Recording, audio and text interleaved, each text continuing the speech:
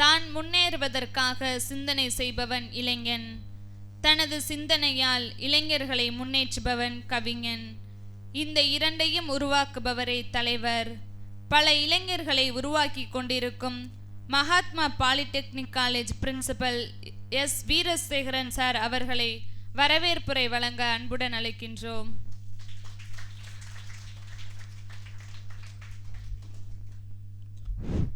அனைவருக்கும் இனிய காலை வணக்கம். மிகுந்த மகிழ்ச்சியுடன் இன்று நமது கல்லூரியில் புதிய மாணவர்களை நம் குடும்ப வரவேற்பதில் மிக்க மகிழ்ச்சி அடைகிறேன். இன்றைய தினம் பள்ளி படிப்பை முடித்துவிட்டு மாணவர்கள் கால்தடம் பதிக்க நமது கல்லூரியில் சேர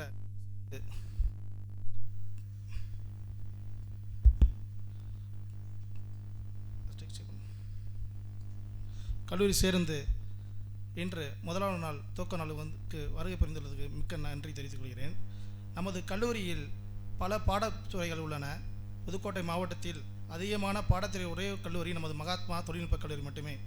நமது கல்லூரியில் மெக்கானிக்கல் பாடப்பிரிவுகள், சிவில் பாடப்பிரிவுகள், டிஎம்எல்டி பாடப்பிரிவுகள், கம்ப்யூட்டர் பாடப்பிரிவுகள், ஏஏ பாடப்பிரிவுகள், எக்ஸ்ரே டெக்னாலஜி பாடப்பிரிவுகள், ஆட்டோமொபைல் பாடப்பிரிவு போன்ற பல பாடப்பிரிவுகள் உள்ளது. மாணவர்கள் பல துறையை சார்ந்து தேர்வு செய்து இங்கு கூடியிருக்கிறார்கள்.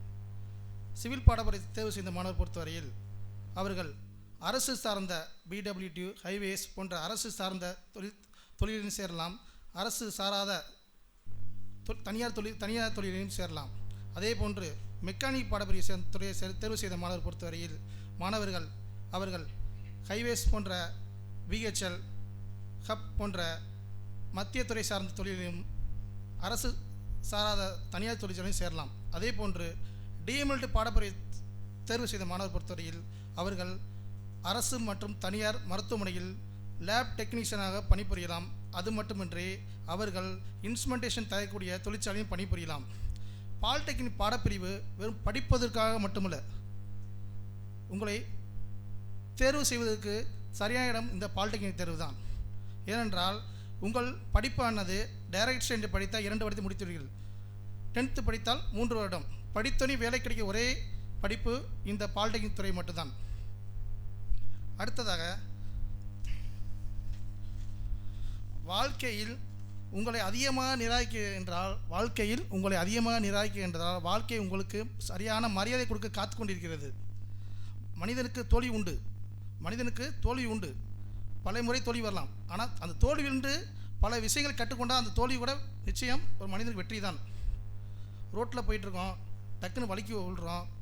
மற்றவங்க பார்க்குற முன்னாடி என்ன பண்ணுறோம், டக்குன்னு எந்திரிச்சிடும். ஆனால் வாழ்க்கையில் வலிக்கி விழுந்தால் எல்லோரும் பார்க்குற மாதிரி நம்ம என்ன பண்ணோம், நிமிர்ந்து நிற்கணும். அதுதான் நம்ம அடையாளம்.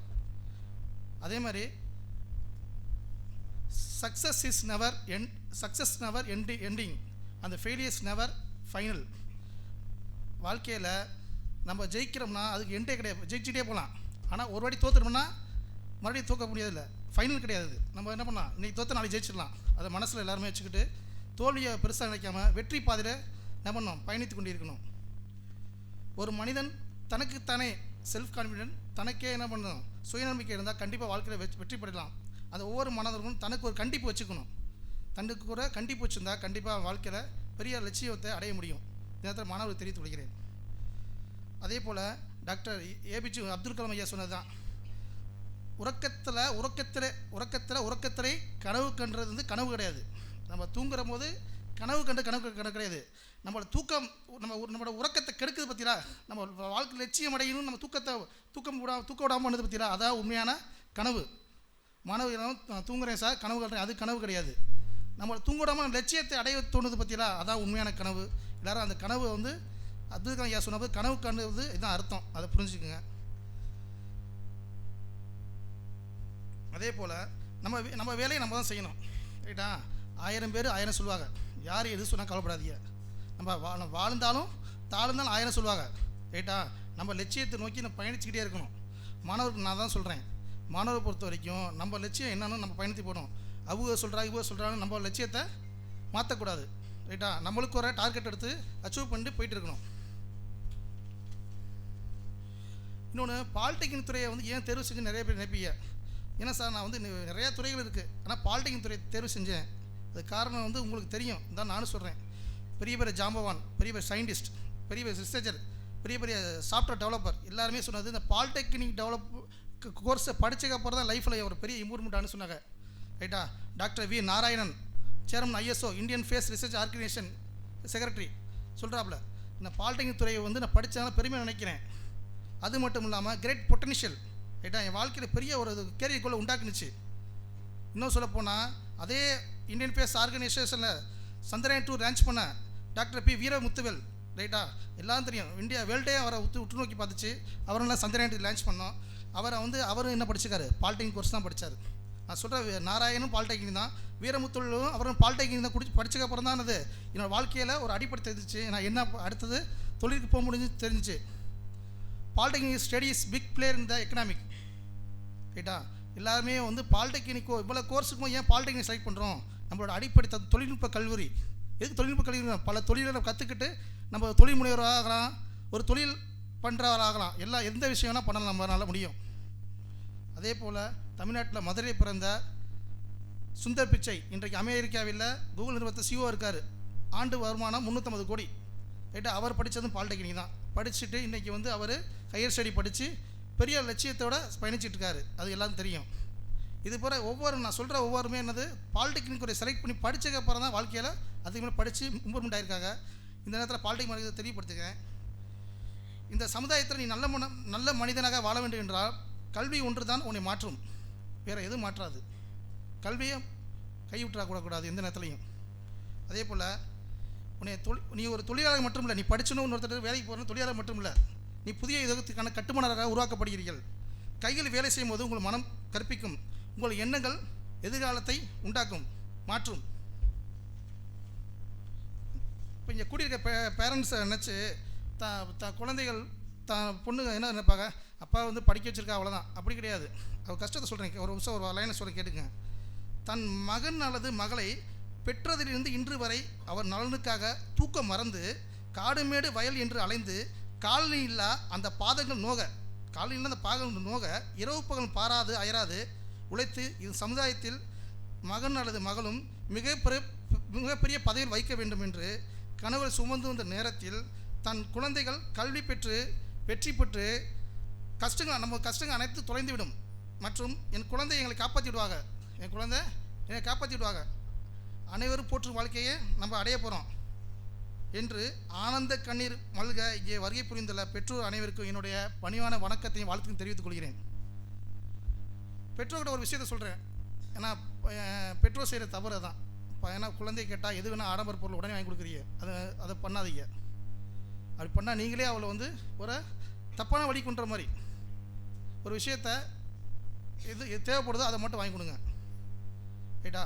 இப்போ அத்தியாவசியமாக உங்கள் செல்லு முக்கியம்னா 10,000 செல்லுக்கு 5,000 செல்லுக்கு, ஆனால் பையன் 50,000 செல்லு தான் கேட்பான், 5 லட்சம் வண்டி தான் கேட்பான்.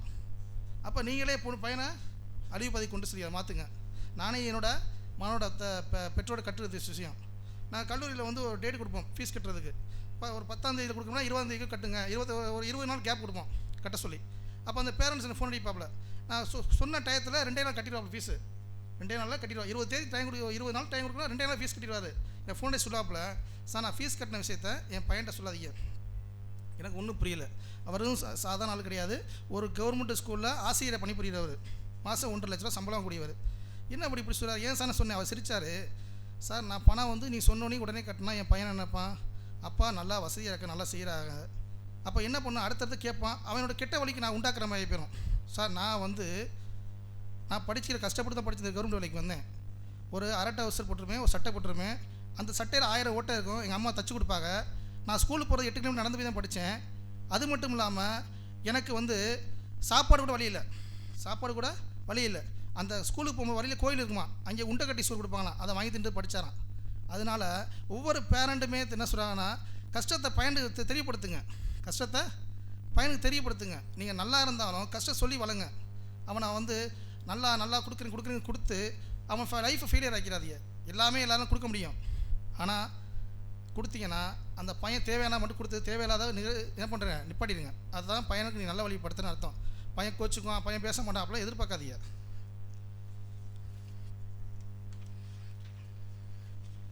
அடுத்ததாக நம்ம கல்லூரியில் எல்லா பாடப்பிரிவும் இருக்குது, எல்லா மாணவரும் படிக்கிறீங்க, ரைட்டா? எல்லா பாடப்பிரிவு வந்து எல்லா மாணவரும் படிக்கும்போது நம்ம என்ன பண்ணணும்? டேரக்ட் செகண்டரி படிக்கும்போது 2 வருஷம் முடிஞ்சோம், ஃபஸ்ட் இயர் படிக்கும் 3 வருஷம் ஆகும். அந்த படிக்கிற படிப்பை கரெக்டாக என்ன பண்ணணும்னா அந்த டயத்துலேயும் முடிச்சிடணும், ரைட்டா? அந்த டயத்துலேயும் முடிச்சிடணும். அதேமாதிரி அந்த டயத்தில் உள்ள ப்ராக்டிக்கல் தேர்வு, தேரிக்கல் தேர்வுனா எக்ஸாம்லாம் படித்து எக்ஸாம் எழுதி தேர்ச்சி அடைஞ்சிடணும், ரைட்டா? தேர்ச்சி ஏன் அடைய சொல்கிறேன்னா, எங்கே உங்களுக்கு பிரச்சனை வரும்னா, இந்த இந்த இந்த பிரச்சனை ஒரு 10 நாளைக்கு முன்னாடி என் மாணவன் பேசினான். சார், என் கிளாஸில் நானும் ரமேஷும் ஒரே கிளாஸ் தான் படித்தேன் 3 வருஷத்துக்கு முன்னாடி. நான் இப்போ 25,000 தான் வாங்குறேன், ரமேஷ் 40,000 சம்பளம் வாங்குறேன் சார். எனக்கு ஒன்றும் புரியல கம்பெனி. தம்பி, நீ லேட்டாக போய் கம்பெனியில் ஜாயின் பண்ணியா? இல்லை சார். ஏன் உனக்கு 45,000 கொடுக்குறாங்க? அவனுக்கு 40, அவனுக்கு 25. சார், என் கிளாஸில் எல்லா ஸ்டூடெண்ட்டும் ஆல் கிளியர் பண்ணிட்டாங்க சார். நான் வந்து படித்து முடிச்சோன்னே வேலை கிடச்சேன், வேலையே பார்த்துட்டேன். நான் காலேஜ் எனக்கு ஒரு 2 அரியர் இருக்குது சார், அந்த அரியர் எழுத வரல. அப்போ எங்கே பிரச்சனை உண்டாகுது? படித்தோன்னே வேலை கிடச்சிருது, நீ அரியர் வச்சாலும் அரியர் வைக்கிற வேலை கிடச்சிருது. ஆனால் அரியர் வைக்காமல் போனால் தான் ஒரு நல்ல மதிப்பெண், நல்ல மார்க்கு போட்டு உங்களை வேலைக்கு எடுத்துவாங்க. அதே நேரத்தில் உனக்கு வந்து என்ன பண்ணுது, ப்ரொமோஷன் கொடுப்பாங்க. இப்போ இந்த பையன் வந்து ஒரு பையன் மற்ற பசங்கள்லாம் வந்து நல்லா 45,000 50,000 வாங்கக்கூடிய 3 வருஷத்தில் படிச்சுட்டு போய் வாங்கக்கூடிய ஸ்டூடெண்ட்டுக்கும் அரியர் வச்ச ஸ்டூடெண்ட்டுக்கு என்ன வித்தியாசம்? அரியர் வைக்கக்கூடாது, வச்சா என்ன பண்ண மாட்டாங்க, ப்ரொமோஷன் தர மாட்டாங்க. அந்த பையன் கேட்குற கேள்வி. அப்போ அந்த பையன் என்ன சொன்னேன்னா, விரைவில் வந்து கல்லூரியில் என்ன பேப்பர் இருக்கோ அதை தெளிவுபடுத்திக்கிட்டு எக்ஸாம் எழுதி பாஸ் பண்ணப்பார், அந்த மாதிரி அந்த பையன் மாதிரி லட்சியத்தை அடையப்பார் அப்படின்னு சொன்னேன். அது படிக்க காலத்தை கரெக்டாக கடமை முடிச்சிடணும். எல்லா பேரண்ட்ஸுமே இந்த 3 வருட காலத்திலே பையன் நல்லா படிக்கிறான்னா காலேஜை வந்து விசிட் பண்ணி ஹெச்ஓடியை பாருங்கள், துறை தலைவர் பாருங்கள், ரைட்டா? பையன் மார்க்கை பாருங்கள். நீங்கள் 100 வாட்டி நீங்கள் 10 வாட்டி ஃபோன் அடி ஸ்டாஃப்ட்ட பேசுங்க, அவங்க பேசுவாங்க, ரைட்டா? பையனை கல்லூரிக்கு ரெகுலர் வர வைங்க. அவன் மார்க் வந்து பாருங்கள், அவன் என்ன இப்போ இது பண்ணணும். இப்போ நம்ம கல்லூரியில் போன ஆண்டு அதுக்கு இந்த ஆண்டுக்கெலாம் மாவட்டத்தில் மாநிலங்களுக்கெல்லாம் மார்க் எடுத்திருக்காங்க, ரைட்டா? நிறையா ஸ்டூடெண்ட் ஆல் கிளியர் பண்ணியிருக்காங்க. அதாவது பாலிடெக்னிக் துறையை பொறுத்த வரைக்கும் வேலை வாய்ப்பு கொட்டி அடிக்கின்றேன், ரைட்டா? நம்ம நல்லபடியாக படித்து வேலைக்கு போகணும். அது படிக்க தான் வரோம் காலேஜுக்கு, அது கரெக்டாக அதை செய்கிறத கரெக்டாக செஞ்சுட்டு போக வேண்டியதானே. கடைசியாக ஒன்று சொல்லிக் விரும்புகிறேன். அதாவது மாணவர்கள் கற்பதை நேசி, தொழில்நுட்பத்தை நேசி, உழைப்பை நேசி, உங்கள் ஆசான்களை மதியுங்கள், உங்கள் பெற்றோரை மதியுங்கள், உங்களுக்கு பெற்றோர் கனவுகளை செயல்படுத்துங்கள் என்று கூறி வாய்ப்பு விடைபெறுகிறேன். நன்றி, வணக்கம்.